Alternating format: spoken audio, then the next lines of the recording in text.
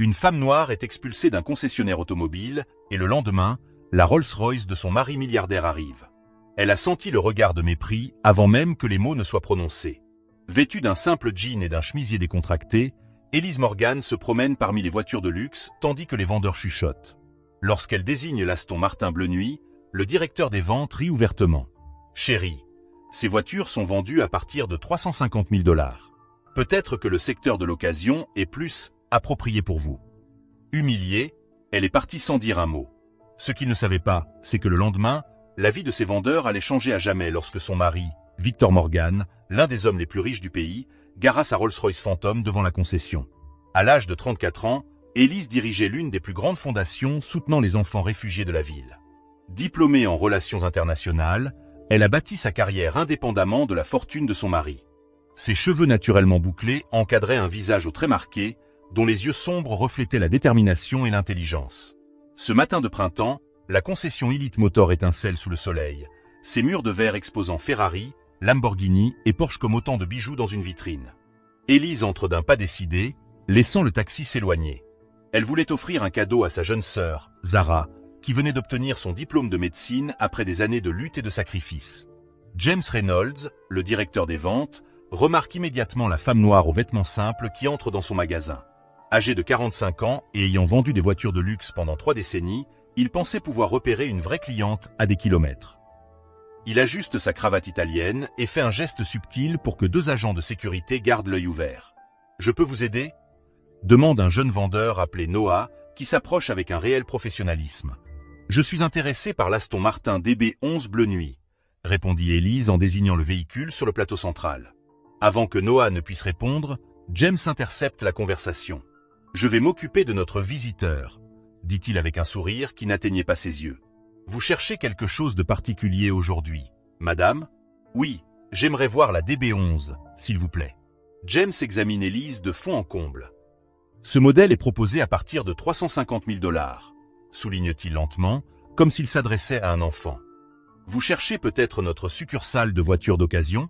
C'est à 3 rues d'ici. » Elise garde son calme. « Non, c'est ce modèle qui m'intéresse. Puis-je voir l'intérieur ?» Le sourire de Jacques se durcit. Au même moment, un couple blanc bien habillé franchit la porte d'entrée. « Excusez-moi, » dit-il sans regarder Elise. « Monsieur et Madame Patterson, quel plaisir de vous revoir !» s'exclame James en ouvrant les bras. « Vous êtes venu voir la Bentley que nous avons réservée ?» James conduisit le couple directement à l'Aston Martin qu'Elise avait demandé et ouvrit la porte avec un grand sourire. « Celle-ci vient d'arriver aussi, au cas où vous préféreriez quelque chose de plus sportif. » Elise observe la scène, son visage brûlant non pas de honte, mais d'indignation croissante. Elle s'approche à nouveau. « Désolé, interrompt-elle poliment, je suis toujours intéressé par ce véhicule. » James se retourne, l'irritation se lit sur son visage. « Comme je l'ai dit, ce véhicule dépasse largement votre. » Il marqua une pause significative. « Budget. Émilie, » appela une employée, « pourriez-vous montrer à cette dame où se trouve notre division des véhicules d'occasion ?» Les autres vendeurs observent la scène avec un sourire déguisé. Quelques clients s'arrêtent pour observer la situation. Elise sent tous les regards posés sur elle, plein de jugement. « Je peux me permettre d'acheter en liquide aujourd'hui, » dit Elise avec dignité. C'est alors que James perd complètement son sang-froid. Il laissa échapper un rire bruyant et volontairement offensant. « Du liquide ? Bien sûr, » ricane-t-il. « Madame, je ne sais pas ce que vous venez faire ici, mais vous interrompez une activité légitime. Il s'agit d'un établissement destiné à une clientèle spécifique. » Le silence s'installe dans la salle d'exposition. Les Patterson ont l'air mal à l'aise. Noah, le jeune vendeur, regarde le sol, visiblement gêné. « Je comprends parfaitement, » répond finalement Elise, d'une voix calme mais ferme. « Merci d'avoir clarifié votre politique. » La dignité intacte, Elise se dirige vers la sortie. Derrière elle, elle entend James marmonner à une autre vendeuse. Il y a des gens qui ne savent pas où est leur place. Alors que le soleil matinal l'accueille à l'extérieur, Elise décroche son téléphone. Une expression déterminée remplace la douleur sur son visage. Cette humiliation ne la concernait pas. Elle concernait toutes les personnes qui n'ont jamais eu l'occasion de prouver leur valeur au-delà des apparences. Si vous avez aimé cette histoire, n'oubliez pas de vous abonner à la chaîne pour suivre d'autres histoires comme celle-ci. Et maintenant, découvrons ce qui se passe lorsque l'on juge quelqu'un uniquement sur son apparence. Dans le luxueux condominium de Riverside Heights, Victor Morgan analysait des contrats dans son bureau quand Élise est entrée. À 41 ans, le fondateur de Morgan Tech a révolutionné le secteur des énergies renouvelables et amasse tranquillement des milliards. Devant l'expression de sa femme, il abandonne immédiatement les documents. Que s'est-il passé? Demande-t-il, connaissant chaque nuance de son expression après 12 ans de vie commune. Assise sur le canapé du salon, Élise raconte tout à Victor. L'humiliation publique, les regards méprisants, les suppositions basées uniquement sur son apparence. Pendant qu'elle parle, son mari reste silencieux, mais la veine palpitante de sa tempe révèle son indignation grandissante. Tu aurais dû voir sa tête, Victor. Comme si j'étais une intruse, comme si les gens, comme moi, ne méritaient même pas d'entrer dans cet endroit. Elle inspira profondément, contrôlant son émotion. Mais le pire n'a pas été le traitement que j'ai reçu. C'est de penser au nombre de personnes qui vivent cela tous les jours sans pouvoir prouver leur valeur. Victor se lève et se dirige vers la fenêtre qui offre une vue panoramique de la ville. Ses yeux habituellement calmes brûlaient d'une colère contenue. Il avait immédiatement envie d'acheter toute la concession juste pour se débarrasser de James Reynolds, mais il savait que cela ne résoudrait pas le vrai problème. « Qu'est-ce que tu veux faire ?» demanda-t-il finalement en se tournant vers sa femme. Élise réfléchit un instant à la question. Une partie de moi veut l'ignorer et acheter la voiture ailleurs. Mais une autre partie, son regard croise celui de son mari. Une autre partie veut leur donner une leçon qu'ils n'oublieront jamais. Ce soir-là, pendant que Victor passe quelques coups de fil dans son bureau, Élise surfe sur Internet. Elle découvre qu'Elite Motor est l'un des concessionnaires les plus exclusifs de la ville, connu pour sa clientèle de célébrités et de millionnaires. Sur leurs réseaux sociaux, il se présente comme le summum de l'expérience d'achat de luxe et là où l'excellence rencontre le prestige. Excellence, a-t-elle marmonné avec sarcasme. Sauf si vous ne correspondez pas à leur profil. Plus tard, elle retrouve Noah, le jeune vendeur qui a tenté de l'aider, sur son profil professionnel. Fraîchement diplômé en commerce, il ne travaillait chez Elite Motor que depuis 6 mois. Quelque chose en lui avait attiré l'attention de la jeune femme, un éclair de gêne sincère lors de l'incident. Pendant ce temps, à la concession, James réunissait son équipe après le travail. « Les gars, nous devons être vigilants.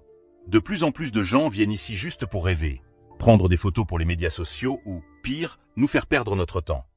Et si cette dame avait vraiment les moyens de s'offrir la voiture ?» demande Noah, s'attirant les regards surpris de ses collègues. James rit. « Croyez-moi, petit, après 20 ans dans ce métier, je sais comment repérer un vrai client. Quelqu'un habillé comme ça, sans bijoux, sans montre de marque ? Il voulait probablement se vanter auprès de ses amis d'être entré chez Elite Motor. » Le lendemain matin, James arrive tôt à la concession. La fin du mois approche et il doit conclure 3 ventes supplémentaires pour atteindre son objectif. Il était en train de vérifier les chiffres lorsque son téléphone a sonné. James Reynolds. « Monsieur Reynolds, voici Sarah de Vogue. Nous vous appelons pour confirmer l'heure de votre séance photo avec Victor Morgan cet après-midi. » James s'étouffe dans son café. Victor Morgan, le milliardaire de Morgan Tech, pépère, une séance photo? Oui, pour l'article « Les milliardaires et leurs voitures ». Monsieur Morgan a mentionné qu'il vous avait parlé personnellement pour photographier votre nouvel Aston Martin. James fronce les sourcils, confus. « Je suis désolé, il doit y avoir une erreur. Je n'ai pas parlé à Monsieur Morgan. » Oh, la voix à l'autre bout du fil hésite. C'est étrange. Quoi qu'il en soit, nous serons là vers 13 h. C'est une excellente occasion pour vous de vous faire connaître. James raccroche, perplexe. Un article dans Vogue, avec Victor Morgan, cela permettrait à Elite Motor de franchir un nouveau palier. Il envoie rapidement des messages à toute l'équipe. Préparez tout. Vogue vient faire une séance photo ici aujourd'hui. De l'autre côté de la ville, Élise et Victor prenaient leur petit déjeuner tout en finalisant les détails du plan. « Tu es sûr de vouloir faire ça ?» demande-t-il. « Nous pourrions simplement dénoncer la discrimination. Et que se passerait-il? Une excuse vide et les affaires comme d'habitude? Non, Victor. Certaines leçons doivent être ressenties pour être vraiment apprises. » Peu avant 13 h, Elite Motor était impeccable. James avait affecté 2 employés au polissage des voitures. Les vendeurs portaient leurs plus beaux costumes. Même le propriétaire de la concession, Gerald Peterson, était venu spécialement pour l'événement. « James, je n'arrive pas à croire que tu aies réussi à faire ça », s'exclame Gerald en donnant une tape dans le dos du directeur. Victor Morgan pourrait acheter n'importe où dans le monde. C'est un coup de maître. James sourit nerveusement.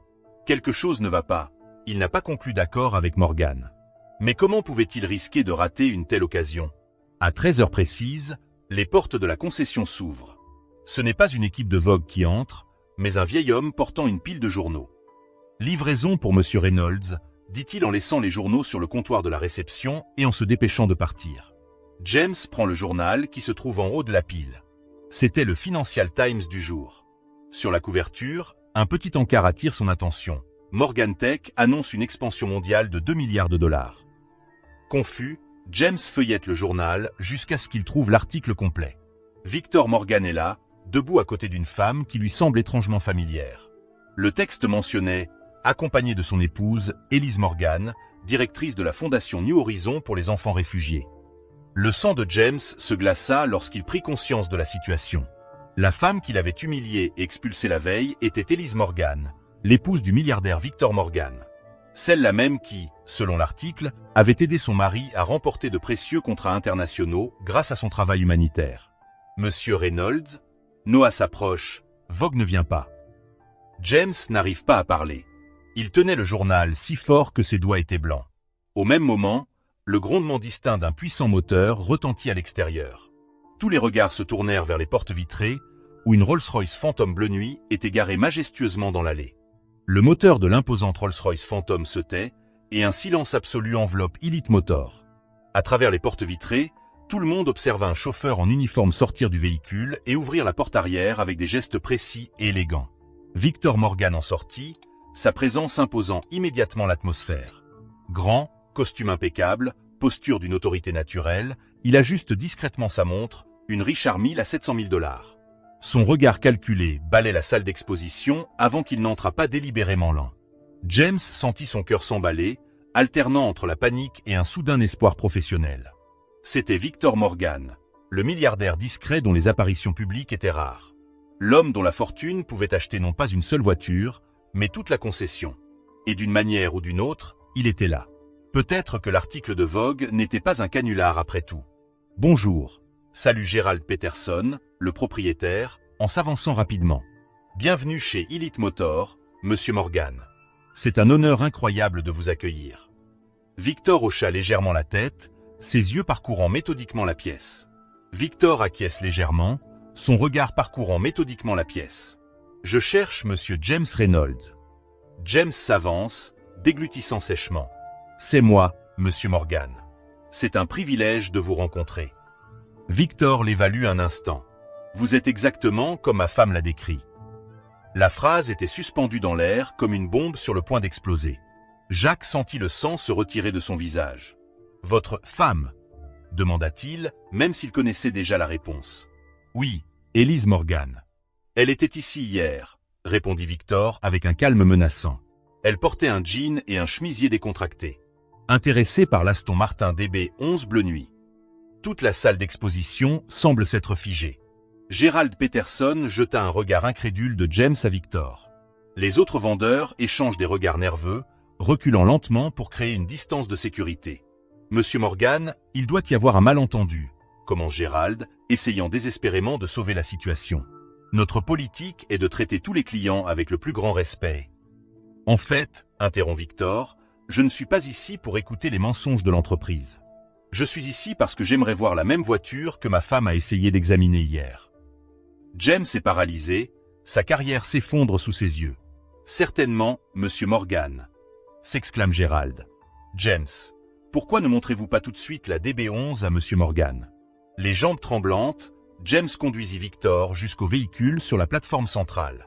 Tout en marchant, Victor parle d'un ton décontracté, comme s'il discutait du temps qu'il fait. « C'est intéressant de voir comment nous jugeons les gens, vous ne trouvez pas, Monsieur Reynolds? Un costume coûteux, une montre de luxe, et nous voilà soudain dignes de respect. Mais ma femme, qui dirige une fondation qui aide des milliers d'enfants chaque année et qui a signé des contrats internationaux valant des millions, ne mérite-t-elle pas le même respect parce qu'elle est en jean ?»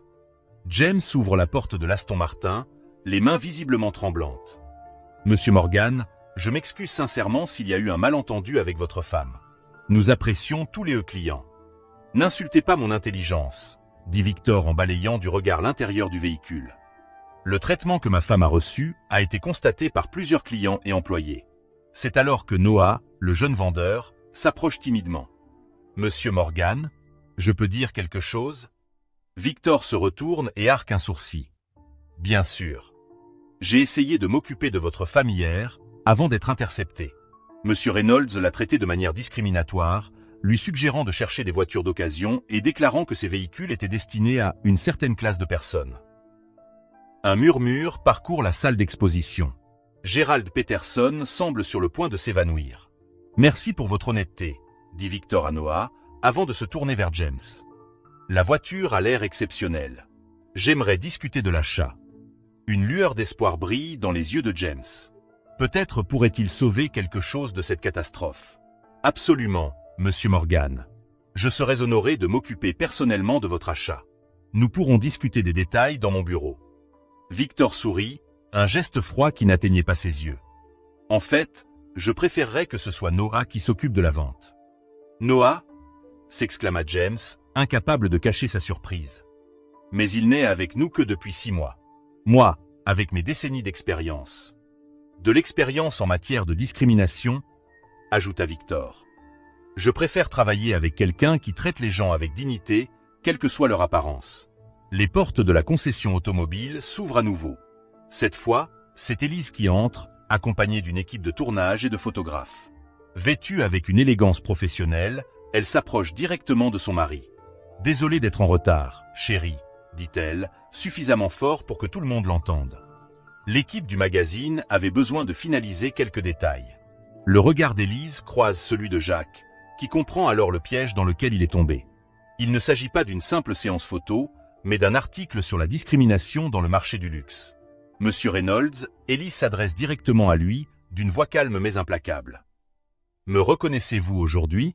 Ou faut-il encore que je porte un jean et que je ne sois pas maquillé pour vous rappeler la façon dont vous m'avez traité hier ?»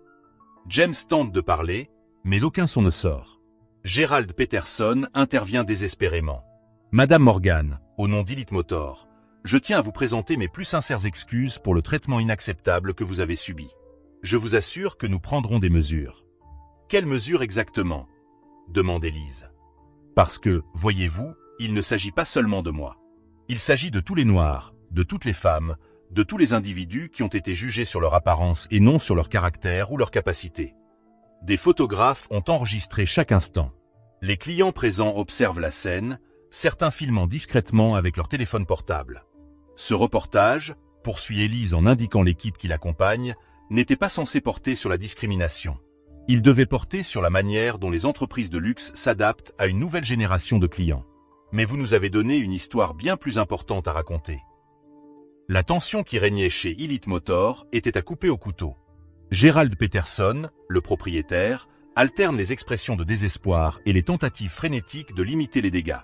James Reynolds se tient près de l'Aston Martin. Son visage est un masque d'horreur alors qu'il réalise toutes les implications de ce qui est en train de se passer. « M et Madame Morgan », essaya encore Gerald, « veuillez accepter nos excuses les plus sincères. Cela ne reflète pas les valeurs de notre entreprise. Permettez-nous de nous rattraper d'une manière ou d'une autre. » Victor lève la main, le faisant taire doucement. « Monsieur Peterson, nous ne sommes pas venus ici pour obtenir une compensation. Nous sommes venus pour demander des comptes. » Élise s'est approchée de James, qui a maintenant l'air nettement plus petit, son arrogance s'évaporant comme la rosée sous le soleil brûlant. « Monsieur Reynolds, hier, vous ne m'avez pas vu. Vous n'avez vu qu'une femme noire en tenue décontractée et vous avez immédiatement décidé que je n'avais rien à faire ici, » dit Élise d'une voix ferme. « Je ne suis pas la première personne que vous traitez ainsi, n'est-ce pas ?» Jacques baissa le regard, incapable de soutenir le sien. « Réponds à la question, s'il te plaît, » insista Victor, sa voix calme étant empreinte d'une autorité indéniable. « Non, » admit finalement Jacques. Ce n'était pas la première fois. Les flashs des appareils photos se poursuivent et l'équipe de tournage filme chaque instant. Parmi les clients présents, des murmures et des expressions de choc se répandent. « Vous savez, Monsieur Reynolds, » poursuit Élise, « ma fondation travaille avec des enfants réfugiés du monde entier. Je leur enseigne que leur valeur ne réside pas dans leur apparence, leur origine ou leur situation, mais dans leur caractère et leur potentiel. Je me demande ce que ce serait d'expliquer à ces enfants que, quels que soient leurs efforts, des gens comme vous les jugeront avant même qu'ils n'ouvrent la bouche. » Un silence pesant s'abat sur la salle d'exposition. Même Gerald Peterson semble à court de mots. « Voilà ce qui va se passer, » dit finalement Victor pour rompre le silence. Nous ne poursuivrons pas Elite Motor pour discrimination, même si nous pourrions le faire. Un soupir collectif de soulagement se fait entendre. Au lieu de cela, poursuit Victor en sortant une enveloppe de la poche intérieure de sa veste, nous aimerions proposer quelque chose de différent. Gérald Peterson prend l'enveloppe d'une main tremblante. À l'intérieur, vous trouverez une proposition de partenariat entre Elite Motor et la fondation New Horizon. Il s'agit d'un programme de mentorat et de formation professionnelle destiné à des jeunes issus de communautés marginalisées. Ils apprendront le commerce, la vente, la mécanique automobile, et votre concession deviendra un modèle d'intégration. Et moi ? Demande Jacques, la voix presque inaudible. Élise le regarde fixement. En tant que directeur des ventes, vous aurez le choix entre diriger ce programme de mentorat ou chercher un emploi ailleurs. Le visage de Jacques pâlit encore plus, si c'est possible. Nous ne voulons pas votre perte, monsieur Reynolds, explique Élise. Nous voulons que vous évoluiez. La question est, êtes-vous prêt à évoluer ? 6 mois plus tard, Elite Motor s'est transformé. Les portes vitrées portent désormais le logo du partenariat New Pass, une initiative conjointe du concessionnaire et de la fondation New Horizon. Des jeunes d'origines ethniques et sociales diverses circulent dans la salle d'exposition, non pas comme des visiteurs intimidés, mais comme des apprentis confiants. À la surprise de beaucoup, y compris de lui-même, James Reynolds est resté. D'abord par peur et par nécessité, puis pour quelque chose de plus profond. Travailler aux côtés de jeunes gens dont la vie était si différente de la sienne a réveillé en lui une humanité qui avait été étouffée par des décennies d'élitisme et de préjugés.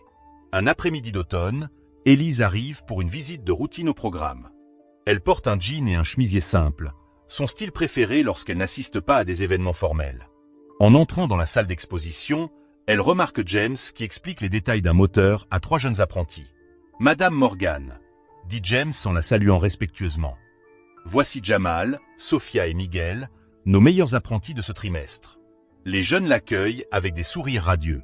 Élise leur parle de leurs projets et de leurs rêves, sincèrement intéressés par leur parcours. Lorsque les apprentis sont partis poursuivre leurs tâches, James s'est tourné vers Élise. « Je voulais vous remercier, » dit-il, la gêne et la sincérité se mêlant dans sa voix. « Ce que tu as fait, a tout changé. »« Je ne l'ai pas fait pour vous, monsieur Reynolds, » répond Élise avec honnêteté. « Je sais, » acquiesce-t-il. C'est ce qui a rendu la leçon d'autant plus forte. Alors qu'il traverse la salle d'exposition, James avoue « J'ai passé des décennies à juger les gens en quelques secondes. J'ai bâti toute ma carrière là-dessus. Je n'aurais jamais imaginé que ma plus grande erreur professionnelle deviendrait ma plus grande opportunité de croissance. » Dans le bureau principal, où se trouvaient auparavant des photos de voitures de luxe, il y avait maintenant un tableau encadré avec une citation. C'est le caractère, et non l'apparence, qui définit la valeur d'une personne.